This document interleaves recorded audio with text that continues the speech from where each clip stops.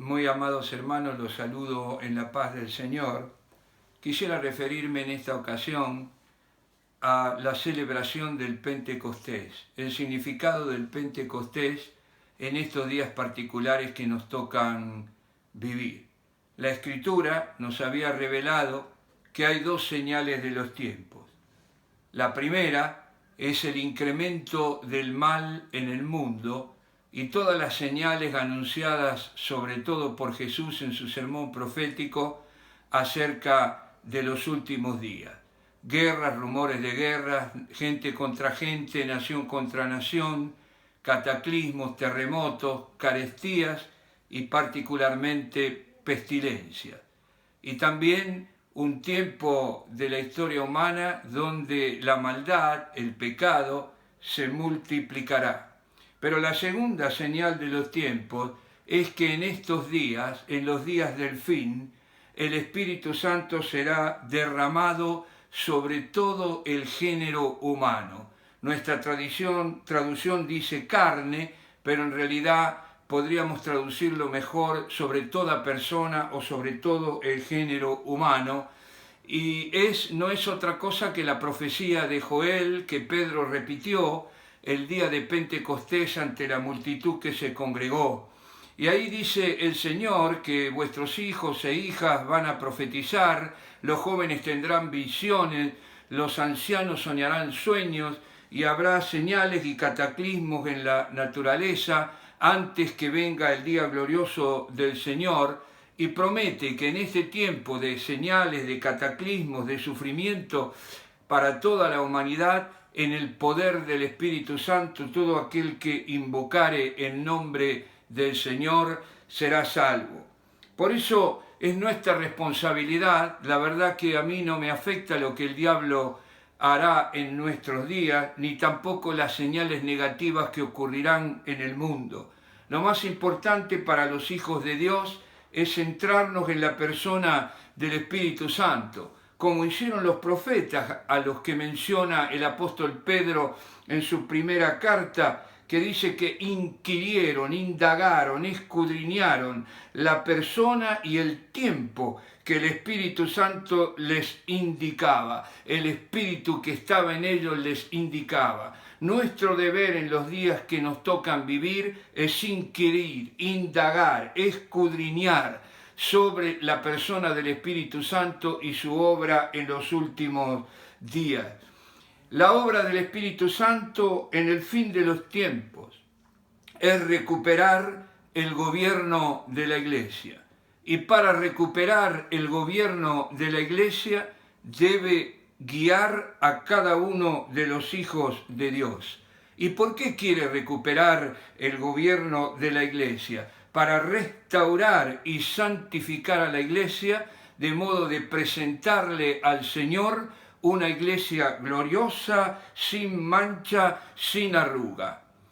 El Espíritu Santo en estos días se moverá como lo hizo en su derramamiento al inicio del Pentecostés, en aquellos 120 que recibieron un bautismo de poder, un bautismo de fuego para santificación y un bautismo de amor.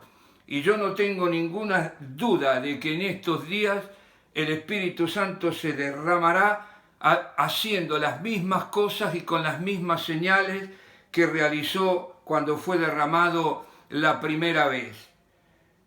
Por eso es nuestro deber centrarnos en la persona del Espíritu, como ya he dicho años atrás, preguntándole al Señor si Él estaba conforme con el servicio que yo intentaba darle.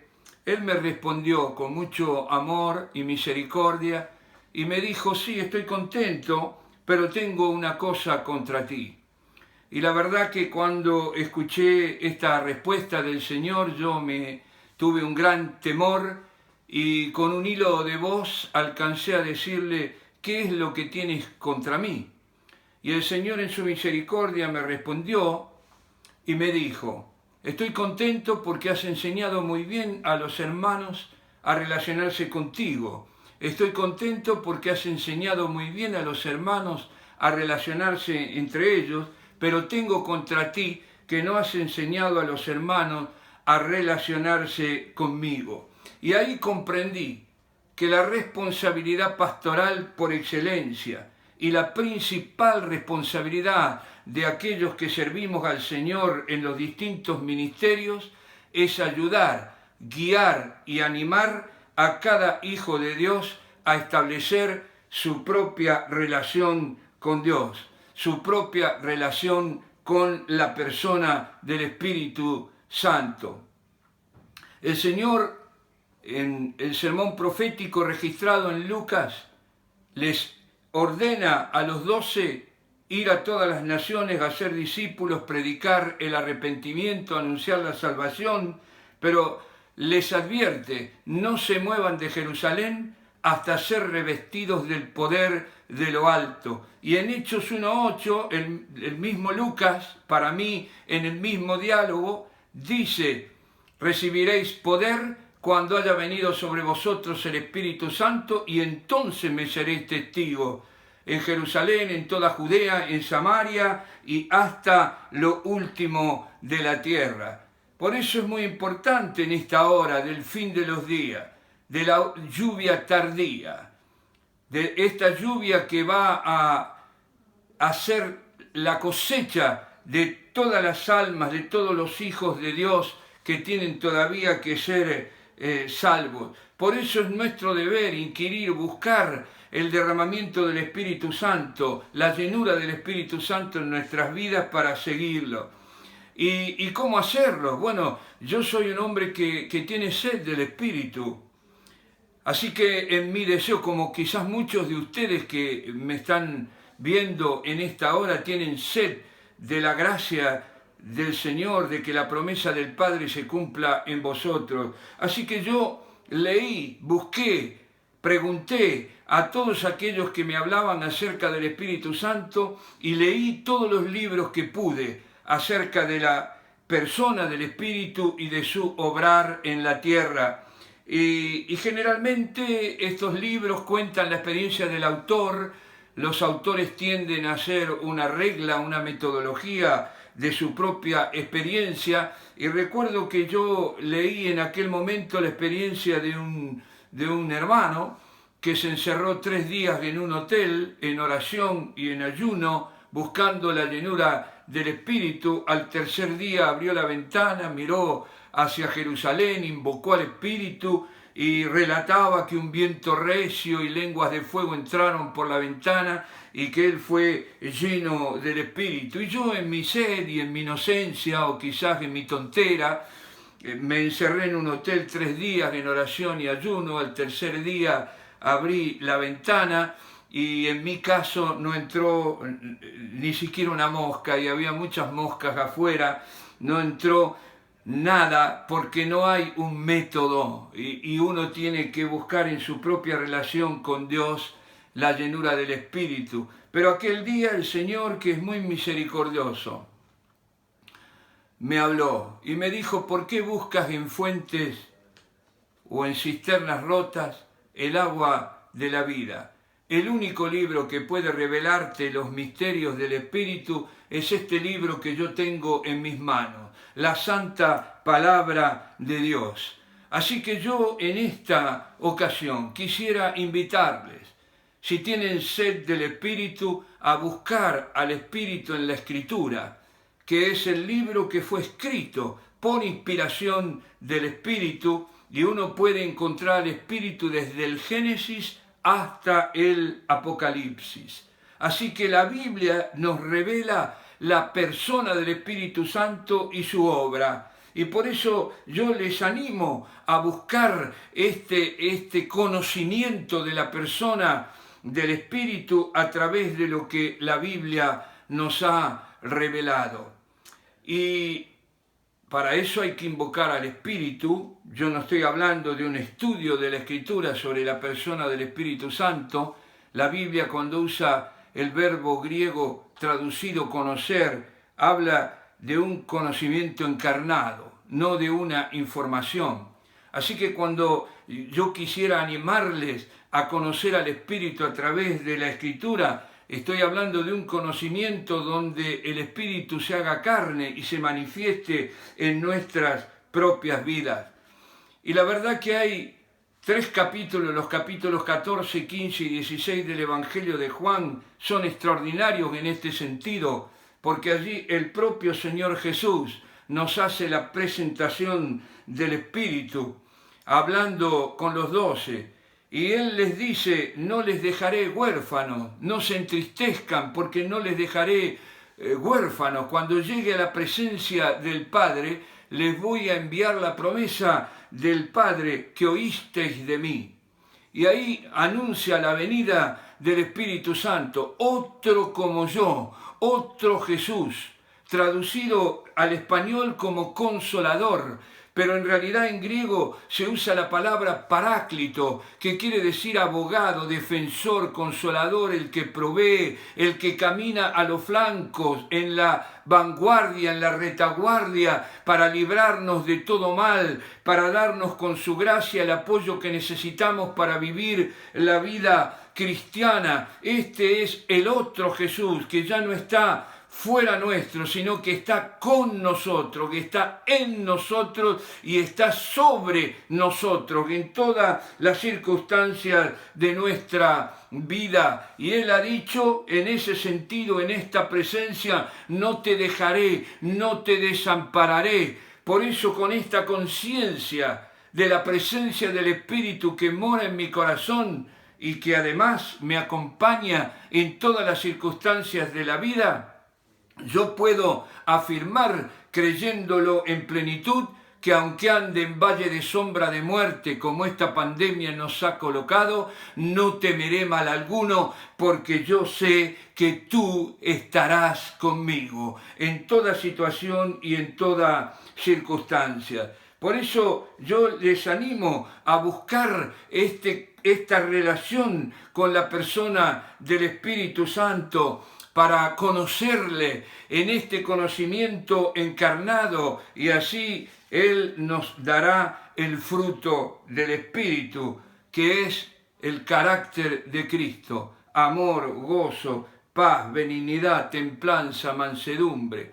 La pregunta que yo me hago y que ustedes están haciendo, pero ¿cómo hago yo para ser lleno del Espíritu? ¿Cómo puedo renovar la llenura del Espíritu, reavivar el fuego del Espíritu que mora en mi corazón? Y lo primero que digo es la fe. El apóstol Pablo en la carta a los Gálatas les dice: ¿recibiste el Espíritu Santo por las obras de la ley o por la fe?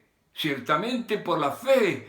Así que hay que creer la promesa que el Padre nos ha hecho. Hay que reclamar la promesa que el Padre nos ha hecho, como hicieron los 120. Los 120 que habían oído a Jesús prometer el Espíritu, que habían recibido la noticia de que el Padre iba a cumplir su promesa, estaban unánime, juntos, con esperanza, en oración, esperando la promesa del Padre. Y esto es muy importante.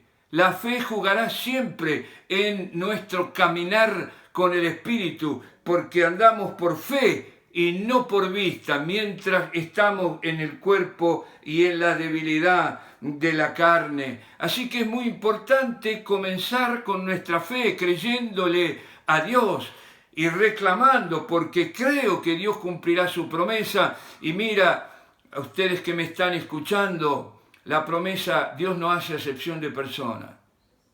Por eso la Escritura dice que el Espíritu es para cuantos nuestro Dios llamare. Y el Espíritu te ha llamado, esta debe ser tu fe, que Él quiere siempre mantener el río de agua viva morando en tu corazón. Otra condición para recibir y mantener la llenura del Espíritu es un estado de quebrantamiento, de humildad. Isaías dice en el capítulo 57, versículo 15, porque así dijo el alto y el sublime, el que habita la eternidad y cuyo nombre es el Santo. Yo habito en la altura y en la santidad, y con el quebrantado y humilde de espíritu, para hacer vivir el espíritu de los humildes y para vivificar el corazón de los quebrantados. Y Dios ha prometido: pondré dentro de vosotros mi espíritu y haréis que andéis en mis estatutos, guardéis mis preceptos y los pongáis por obra. Pero para recibir esta llenura del Espíritu hay que renunciar a nuestra energía natural, a nuestros talentos y capacidades, a nuestro orgullo por lo que hemos alcanzado, a la esperanza en nuestras propias fuerzas. Reconozcamos que el estudio, los esfuerzos personales, el activismo no puede reemplazar al Espíritu Santo. Y este es un peligro que siempre corremos. Y a veces aún aquellos que han madurado en la fe, habiendo comenzado por el Espíritu, terminan en la carne. Creer que valemos algo, volver a centrarnos en nosotros mismos, reemplazar la revelación por el conocimiento humano y el gobierno del Espíritu por nuestro propio gobierno. La suficiencia personal impide el obrar del Espíritu. Por eso, para vivir en el Espíritu hay que mantenerse siempre quebrantado, humillándonos y despojándonos de todo, como Pablo lo dice en la carta a los Filipenses en el capítulo 3, todas las cosas que eran para mí ganancia, yo las tengo por basura para conocer a Cristo, y no me apoyo en ninguna capacidad humana, ni en mi propia fuerza, ni en los talentos.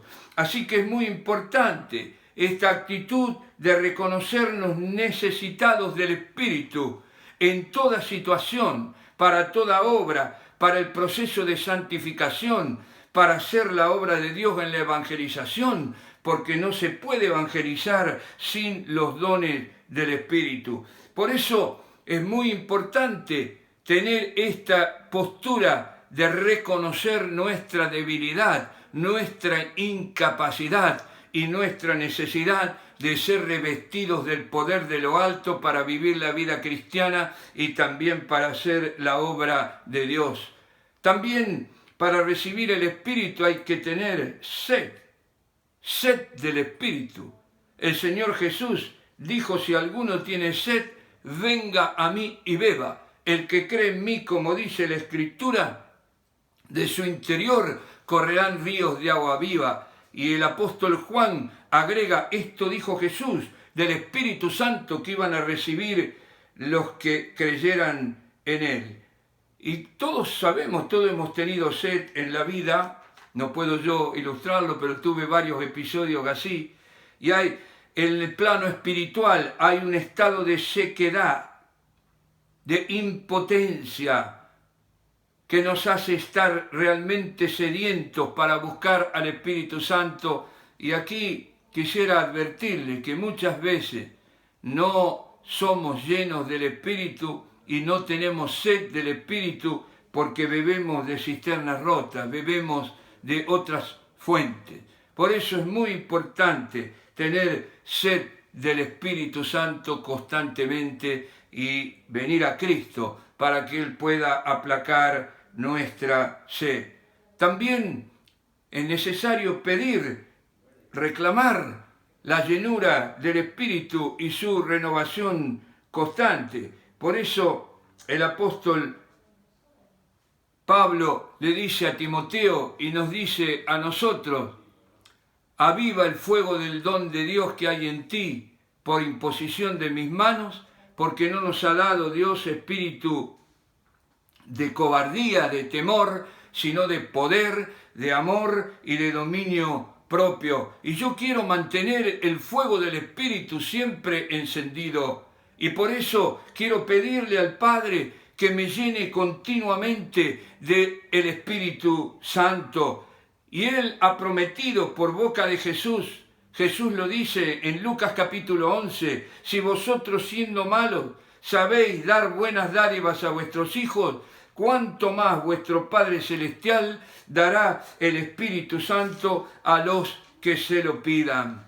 Así que Él nos ha dado el derecho, en su misericordia no se ofende cuando nosotros acudimos a Él para pedirle, y si siendo malos sabemos dar buenas dádivas, cuánto más nuestro Padre Celestial dará el Espíritu Santo a los que se lo pidan. Quebrantamiento, sed, pedir con fe, creyendo que el Señor cumplirá su promesa. Y luego, con estas condiciones cumplidas y esta presencia del Espíritu, intentar conocer características de la persona del Espíritu Santo y su obrar en el mundo.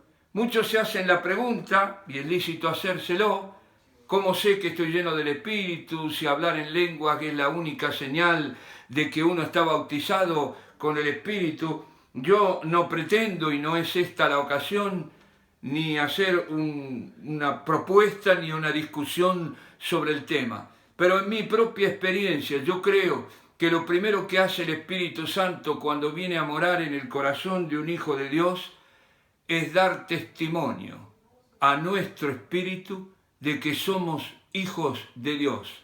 De modo que podemos llamar a Dios Abba Padre, papito, querido papá.